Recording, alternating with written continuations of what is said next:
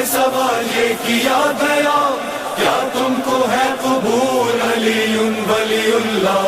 میں نے کیا اقرار اور دل شاد ہوا تھا، ہونٹوں سے میرے بس یہی آتی تھی ایک صدا، اور آج بھی زبان کے ساتھ دل ہے بولتا ہے فخر مجھ کو، بس یہی میں ہوں تیرا شیعہ۔ شیر خدا حاجت روا مشکل کشا یا مرتضی۔ السلام علیکم ورحمۃ اللہ وبرکاتہ۔ میں آپ کو صرف یہ بتانا چاہوں گا کہ 19، 20، 21 قیامت کی تاریخ ہے، یعنی شہنشاہ عالم پدر حسنین، زوج اور شوہر بطول، داماد پیغمبر، فاتح خیبر، عاشق عالم، مفسر قرآن حضرت علی بن ابی طالب کی شہادت کی تاریخ ہے۔ اس عنوان سے ہم لوگ کل گفتگو کریں گے، تذکرہ شہادت، حضرت علی کی حیات طیبہ اور شہادت کے ذیل میں گفتگو کی جائے گی۔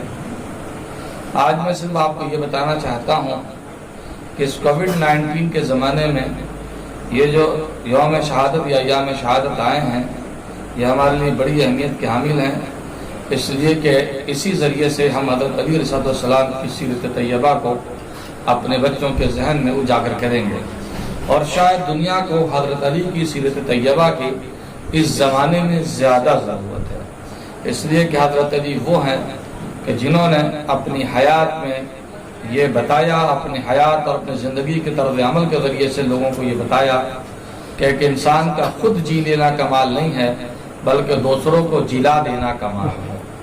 چنانچہ ہم لوگ دیکھتے ہیں کہ رات کے اندھیرے میں آپ غربا تک، ناداروں تک غلہ پہنچایا کرتے تھے، اور کبھی بھی آپ ذرہ برابر کی بھی تاخیر ثواب جاریہ میں یعنی ضرورت مندوں تک مدد پہنچانے میں آپ کو گوارا نہیں تھی۔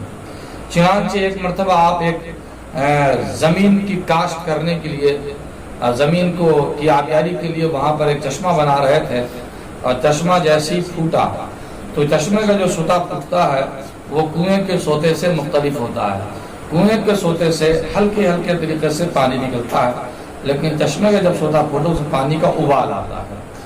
حضرت علیہ السلام اس وقت کمر بھر گہرے گڑھے میں تھے اور چشمے کا سوتا پھوٹ گیا۔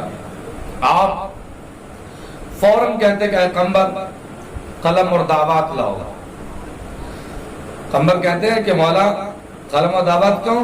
کہا کہ جلدی لاؤ، میں کچھ لکھنا چاہتا ہوں۔ کیا لکھنا چاہتے ہیں مولا؟ قلم اور دعوات اتنی جلدی؟ کہا کہ ہاں، میں چاہتا ہوں کہ اس سرزمین کو، جس سرزمین کو ہرا بھرا بنانے کے لیے میں نے پانی کی تلاش کی ہے، اسے کسی غریب کے نام وقف کر دیا جائے۔ تو قمر کہتے ہیں کہ مولا یہ نیک کام تو آپ باہر آ کر بھی کر سکتے ہیں، اور چشمے کا پانی تیزی سے بڑھ رہا ہے، تیزی سے بڑھ رہا ہے، کمر تک پانی پہنچ چکا ہے، لیکن مولا قمر کہتے ہیں کہ مولا باہر تشریف لے آئیں اور یہ کام باہر آ کر آپ کر سکتے ہیں۔ تو کہتے ہیں کہ قمر کسی کو پتا نہیں کہ اگلا قدم زندگی کا ہوگا یا موت کا ہوگا، پتا نہیں میں چشمے سے باہر آتے آتے زندہ رہوں گا یا مر جاؤں گا۔ اگر مر گیا تو یہ کہ نیک کام ہوتے ہوتے رہ جائے گا، اس لیے کار خیر میں، عمل خیر میں ذرا سا بھی انتظار گوارا نہیں ہے۔ آپ کی زندگی کا خوبصورت پہلو یہ تھا کہ آپ نے اپنی پوری حیات میں اسلام کے اصل قانون عدل اور مساوات کا نفاذ کیا اور اس کا تعارف کرایا۔ عدل کسے کہتے ہیں، مساوات کسے کہتے ہیں؟ چنانچہ ایک مرتبہ آپ نے غلام کے ساتھ، جن کا نام قمبر تھا، جن کا تذکرہ بھی ہو بھی رہا تھا، بازار میں جا رہے تھے، کپڑے کی دکان آئی، آپ نے کپڑے کی دکان سے کپڑے خریدے، دو کپڑے، ایک ذرا مہنگا کپڑا تھا اور ایک ذرا سستا کپڑا تھا۔ قمبر نے یہ سوچا کہ لگتا ہے کہ مولا نے مہنگا والا اپنے لیے خریدا ہے اور سستا والا میرے لیے خرید، جیسا کہ عام سوچ ہے کہ غلاموں کے لیے، کنیزوں کے لیے لوگ جو ہے وہ گھٹیا اور اپنے لیے اچھے سے اچھے کا انتظام کرتے ہیں۔ قمر بھی یہی سوچ رہے تھے عرب کے عین مزاج کے مطابق، لیکن جب مولا کپڑا خرید چکے تو انہوں نے خراب والا کم قیمت والا کپڑا اپنے لیے رکھا اور قیمتی کپڑا قمر کے حوالے کر دیا۔ قمر کہتے کہ مولا اتنا قیمتی کپڑا میں پہنوں گا، میں غلام، اور آپ آقا ایسا کپڑا؟ تو اگر حضرت علی کو آج کے سیاسی نیتاؤں کی طرح سیاسی فائدہ لینا ہوتا تو فوراً ایک بلندی پر کھڑے ہو کر لمبی چوڑی تقریر کر دیتے کہ میں یہی تو بتانا چاہتا ہوں کہ ہمارے یہاں غلاموں کا مرتبہ کیا ہے۔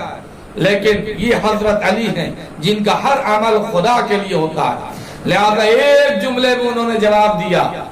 ممکن ہے کہ مہنگا کپڑا غلام کو چلا جاتا، لیکن اگر یہ کہہ دیتے کہ ہم یہی تو بتانا چاہتے ہیں کہ ہمارے یہاں غلامی کی کوئی تمیز نہیں ہے، سب برابر ہیں، تو پھر بھی لفظ غلامی ان کے دماغ میں چپتا رہتا قمر کے کہ او مولا نے غلامی کی تمیز کو مٹانے کے لیے ہم کو یہ مہنگا کپڑا دیا ہے۔